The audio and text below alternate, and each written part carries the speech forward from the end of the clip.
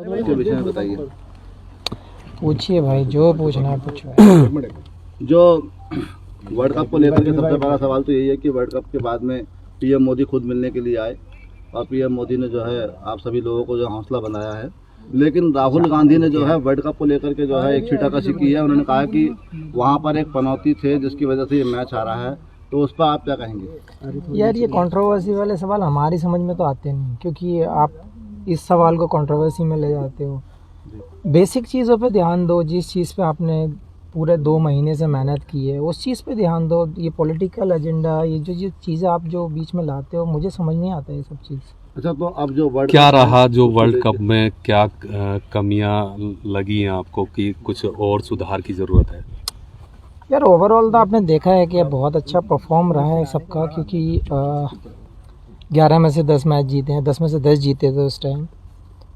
सो confidence की कमी नहीं थी, स्किल की कमी नहीं थी। मुझे लगता है कि एक बैड डे हो सकता है, जो वो किसी भी टाइम हो सकता है। मेरे हिसाब से वो दिन हमारा नहीं था। मेरे हिसाब से कुछ एग्जीक्यूशन में थोड़ा सा, या फिर हम थोड़े रन कम रहे, वो सब चीज़ें आप काउंट कर सकते हैं। ऐसा कोई चीज़ नहीं थी जो हमें डाउन करे या मोरल डाउन हो, कॉन्फिडेंस की कमी हो। शामी भाई, रन भी बहुत ज़्यादा नहीं बन पाए और विकेट्स भी नहीं ली जा सकी, तो क्या शाम का वक्त हो गया था, पिच की कोई बात थी, या ओस का कुछ इफेक्ट रहा बॉलिंग में? देखिए, हमेशा आप लोगों ने देखा ही है कि जब शाम को बैटिंग होती है, डे नाइट मैच में जब सेकंड इनिंग आती है तो बैटिंग के लिए और बेटर हो जाता है विकेट, तो वो एक फैक्टर हो जाता है और विकेट थोड़ी स्लो भी हो जाती है, फास्ट बॉलर्स को उतनी मदद नहीं मिलती, तो वो एक रीज़न रहा है। सामी भाई आपने जो है आपने पूरे देश में नहीं पूरी दुनिया में अमरोहा का भी नाम रोशन किया है, भारत का भी नाम रोशन किया है, और सरकार यहाँ आपके यहाँ पर स्टेडियम के लिए बाकायदा यहाँ ज़मीन तलाशी जा चुकी है, उसका प्रस्ताव जा चुका है, उसको लेकर क्या कहेंगे आप? उसके लिए सबसे पहले थैंक्स बोलना चाहूँगा सरकार का भी, और जिसने भी ये स्टेप लिए हैं सब ने मिलकर, स्पेशली उत्तर प्रदेश सरकार ने, क्योंकि बहुत ज़रूरी है। अपने यहाँ टैलेंट बहुत है और बहुत बच्चों को ज़रूरत है कि स्पोर्ट्स में भी आगे जाएं, लोगों को जागरूक करें। तो ये चीज़ टैलेंट के हिसाब से और क्षेत्र के हिसाब से भी बहुत ज़रूरी थी कि हमारे यहाँ पे एक अच्छा स्पोर्ट्स एकेडमी हो, स्टेडियम हो, जहाँ पे लोग अपने स्किल को जानें, लोग उसको कुछ कोचेज़ उन लोगों को सिखाएं, कुछ बेटर करें। वो बहुत ज़रूरी था और ये मेरे हिसाब से बहुत अच्छी चीज़ हुई है यहाँ के यंग टैलेंट के लिए। शामिल भाई, इसी प्रश्न को मैं थोड़ा मॉडिफाई करूँगा। आप तो अमरोहा क्या देश का बड़ा नाम आप हो चुके हैं, आप अच्छी बात यह है याद रखते हैं इस चीज़ को, किस बैकग्राउंड से आप निकले, तो विशेषकर जो अब यहाँ के यूथ आप पर उम्मीदें करता है, तो आप क्या करना चाहते हैं उन बच्चों के लिए जो आपकी तरह आगे बढ़ना चाहते हैं? आप अपनी तरफ से क्या मतलब मोरल सपोर्ट या और भी कुछ? देखिए, हमेशा से मैं बात करता आया हूँ, क्योंकि जब जो जनरेशन आ रही है, जो टाइम अभी का दिख रहा है लोगों में, जो हमारी ज़रूरतें बन गई हैं, तो मेरे हिसाब से एजुकेशन, हेल्थ, स्पोर्ट्स, ये सारी चीज़ें काउंट करके हम अच्छा कल्चर क्रिएट कर सकते हैं। तो उसमें मैंने पहले भी बोला था, अगर मेरी कहीं ज़रूरत है हमारे यहाँ के यंग टैलेंट को, यंग यूथ को, या किसी भी डिपार्टमेंट में मेरी ज़रूरत है, मैं खड़ा हूँ। और ये यंग जनरेशन को भी सोचना पड़ेगा कि हमें किस वे में जाना है, हमारा कौन सा टैलेंट है, तो वो चीज़ें बहुत ज़रूरी होती हैं। हाँ, फैसिलिटीज़ कभी कभी ऐसा होता है कि जब विलेज में नहीं मिल पाती हैं, लेकिन अब मुझे लगता है कि बहुत सारी चीज़ें सामने भी आ रही हैं, गवर्नमेंट भी हेल्प कर रही है इन चीज़ों में। तो अब यूथ का यही है कि आपको एक स्टेप ऊपर आना है, आपको अपना मैच्योरिटी दिखाना है, अपना स्किल दिखाना है और देश का नाम रोशन करना है। शामी भाई, प्रधानमंत्री जी से आपकी मुलाकात हुई, क्या बातचीत हुई और आगे क्या रणनीति रहने वाली है? देखिए, बहुत ज़रूरी होता है, क्योंकि उस टाइम पे हम मैच हार चुके थे, और जब आपके प्राइम मिनिस्टर जब वहाँ पे आके आपको प्रोत्साहन देते हैं, तो वो एक अलग ही एक कॉन्फिडेंस होता है कि देश का ज़िम्मेदार आदमी आपके साथ आया है, आपके सहानुभूति दे रहा है। वो बहुत ज़रूरी होता है, क्योंकि उस टाइम मॉरल वैसे ही डाउन होता है, और जब ऐसे मोमेंट में कोई आपका पीएम जैसे इंसान सामने खड़ा है और वो ऐसे बोल रहा है, कॉन्फिडेंस दे रहा है, तो वो एक अलग ही चीज़ हो जाती है, कॉन्फिडेंस बिल्ड करती है। मुझे लगता है ये बहुत बड़ा पार्ट है। शामिल भाई, अपनी टीम ने 10 के 10 मैच बहुत अच्छी तरह से जीते, और जब फाइनल की हम बात करें, हालांकि मोराल अप था टीम का, लेकिन ऑस्ट्रेलिया के सामने फाइनल में हमारी टीम इंडिया कहीं दिखी नहीं। बैटिंग, फील्डिंग में भी थोड़ी सी हमारे लूज पॉइंट्स रहे, तो क्या कारण था? क्या बड़े मैच का दबाव था या कुछ और बात रही? या वीआईपी का जो मोमेंट था, क्या वो भी एक प्रेशर था? नहीं यार, ऐसा कुछ नहीं था। हम कभी ये सोचते नहीं मोमेंट किसका है या फिर क्या होता है, और ज़्यादा ओवर थिंक हम करते नहीं है मैच को लेकर, क्योंकि जो प्रोसेस हम लोगों ने लास्ट 10 मैच में किया था, सेम प्रोसेस था, सेम एटीट्यूड था, सेम स्किल एग्जीक्यूट करने देख रहे थे, सेम प्लानिंग के साथ जा रहे थे। मैं फिर से वही कहूँगा कि एक बैड डे हो सकता है, और वो शायद हमारा फाइनल पहले था। 4 मैच में बाहर रहे आप टीम से, तब क्या दिमाग में चल रहा था, क्या सोच रहे थे? यार मेरी अप्रोच एक ही थी, क्योंकि वर्ल्ड कप जैसी चीज़ है, क्योंकि आपके जो 15 हैं, मेरे साथ अश्विन भी बाहर थे, तो अगर 600-700 विकेट लेके बेंच पे बैठा तो टीम की क्या कैपेसिटी होगी आपको आइडिया लग जाता है। तो वहाँ पे कभी मैंने ये नहीं सोचा कि ये हमारा बंदा क्या करेगा, क्या नहीं कर रहा, ये खेल रहा है, मैं नहीं खेल रहा हूँ। कभी आज तक वैसे मन में आया नहीं है ये सवाल। मैं हमेशा यही चाहता हूँ, अगर मैं बैठा हूँ और कोई 11 प्लेयर खेल रहे हैं तो वो अच्छा ही करके आएँ, टीम के लिए बेटर करके आएँ, टीम को जिता कर लाएँ, वो हमारा मेन गोल रहता है। क्या कारण रहा कि जो रन 240 पे की आ पाए? क्या पिच की कमी मानी जाए इसको? दोबारा पूछो।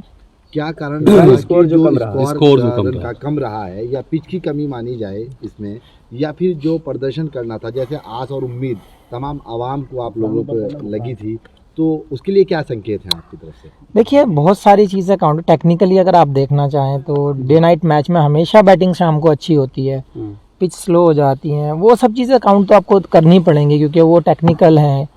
तो अगर सामने वाली टीम जीतती है टॉस और वो बैटिंग को हमें इनवाइट करती है, तो हमें बैटिंग करनी ही होगी, तो वो एक हो सकता है कि हाँ वो उन लोगों को एक बेनिफिट है। सेकंड की रन आपने देखा ही है कि 240 रन फाइनल में एक ऐसी टीम के अगेंस्ट, मेरे हिसाब से 30-40 रन और बनते तो मैच में और ज़्यादा मज़ा आता, हो सकता है रिजल्ट हमारे फेवर में होता। तो क्या पहले खेलना जो है वो हार की बड़ी वजह है? यार वो हमारे हाथ में नहीं था, क्योंकि हम टॉस जीते नहीं है, क्योंकि वो सामने वाला अगर बॉलिंग करना चाहता है तो वो टीम को बॉलिंग करनी एक पड़ेगी। फोटो वायरल हो रहा है, वो वर्ल्ड कप पे पैर रखे हुए हैं। यार मुझे ये चीज़ बहुत मुझे भी हर्ट हुई है, क्योंकि जिस ट्रॉफी के लिए कंट्री की सारी टीमें लड़ती हैं, जो अचीवमेंट कर आप पाना चाहते हैं, जो ट्रॉफी आप अपने हाथों में सर के ऊपर उठाना चाहते हैं, वो ट्रॉफी पैर पर लगाना वो मुझे भी अच्छा नहीं लगा, और ऐसा करना भी नहीं चाहिए। समीर भाई, जब प्रधानमंत्री से आपकी मुलाकात हुई थी तो उस दौरान हालांकि इंडिया मैच हार चुकी थी, हमारी सरजमी पे मैच हो रहा था, प्रधानमंत्री ने किस तरीके से आप लोगों का जो क्या बात हुई, क्या बात क्या वो हुई? आपकी ये आप मुझसे सुनना चाहते हो? आपको वीडियो भी सोशल मीडिया पर घूम रही है, ऑडियो के साथ घूम रही है, आप लोगों ने देखा ही है कि कैसे उन्होंने सबका साहस बढ़ाया है, कैसे उन्होंने सबसे मुलाकात की है। ये बहुत अच्छा लगा हम लोगों को, क्योंकि प्रधानमंत्री का आना एक छोटी चीज़ नहीं है। आपने 7 विकेट लिए थे भाई, आप शानदार आपका प्रदर्शन था, उस पर प्रधानमंत्री जी ने आपको कुछ कहा? हालांकि सौगात तो मिल गई है, योगी सरकार ने आपको दे दी है। देखिए मेरी हमेशा कोशिश यही है कि कंट्री के लिए बेटर करते रहें और अच्छा करते रहें, टीम जीतती रहे, और मेरा यही कहना है कि सब लोगों को अपना 100% देते रहो, कंट्री को जिताते रहो। सौगात की तो हम कभी नहीं सोचते हैं, सौगात ये दी है, ये हमारा सौभाग्य है कि हमारे डिस्ट्रिक्ट के लिए एक स्टेडियम मिला है, उसको अच्छे से यूटिलाइज़ किया जाए, उसमें से कोई ना कोई प्लेयर बाहर निकल कर आना चाहिए, उस चीज़ पे हमारा फोकस होना चाहिए। समीर भाई, आपने लॉकडाउन में लगातार यहाँ मेहनत की, क्या उसी का नतीजा कि आप जो है लगातार इतने विकेट लेते रहे? भाई मेहनत हमेशा रंग लाती है, आपको पता ही है, सब लोगों कहावत में भी यही है। तो मेहनत तो आप घर पे करो, बाहर करो, मेहनत अगर करोगे तो शायद रंग तो लाएगी।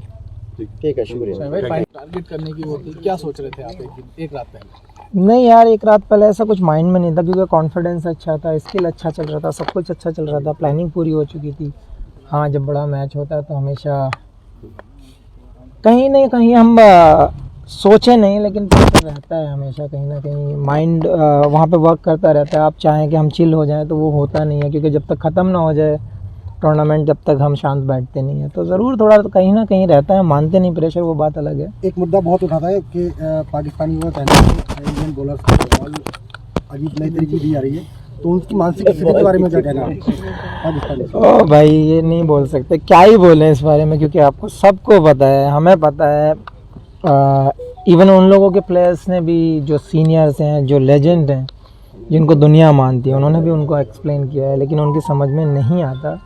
मानसिक स्थिति क्या तो बन रही है? इसमें हम कुछ कमेंट्स नहीं कर सकते क्योंकि वो सोच ही वैसी है। शमी भाई एक सवाल और, क्या आपके हिसाब से क्या टर्निंग पॉइंट रहा मैच का? क्या रोहित शर्मा की वो कैच या विराट का वो आउट होना अचानक बैट से बॉल लग के, क्या टर्निंग पॉइंट रहा मैच का? या फिर जो एम्पायर्स कॉल एक हुआ था, ट्रेविस हेड और लाबुशानी की जोड़ी वहाँ टूट जाती है एम्पायर्स कॉल में होता?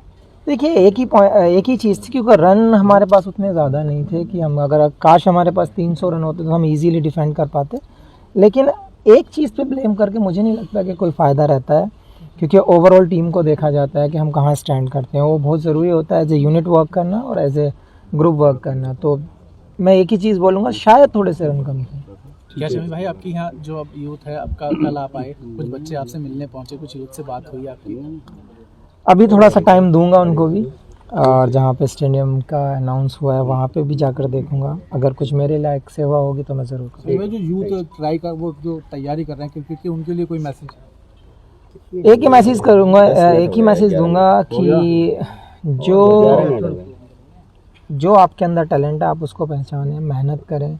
क्योंकि जब मैं यहाँ से गया था तो आप लोगों को भी पता है कि कैसी फैसिलिटीज़ थी या यहाँ पे क्या था। बहुत स्ट्रगल करने के बाद यहाँ से ये अचीव किया है। अब अगर आपके पास फैसिलिटीज़ हैं तो बस आपको हार्डवर्क की ज़रूरत है, फोकस की ज़रूरत है। तो यही कहूँगा कि आप फोकस करें और हार्डवर्क करते रहें। अगर आप भी चाहते हैं कि हर खबर आप तक पहुंचे, बिहार झारखंड का सबसे तेज खबर आपके मोबाइल तक, तो क्लोड वेब इंडिया को सब्सक्राइब करें, बेल आइकॉन को जरूर दबाएं।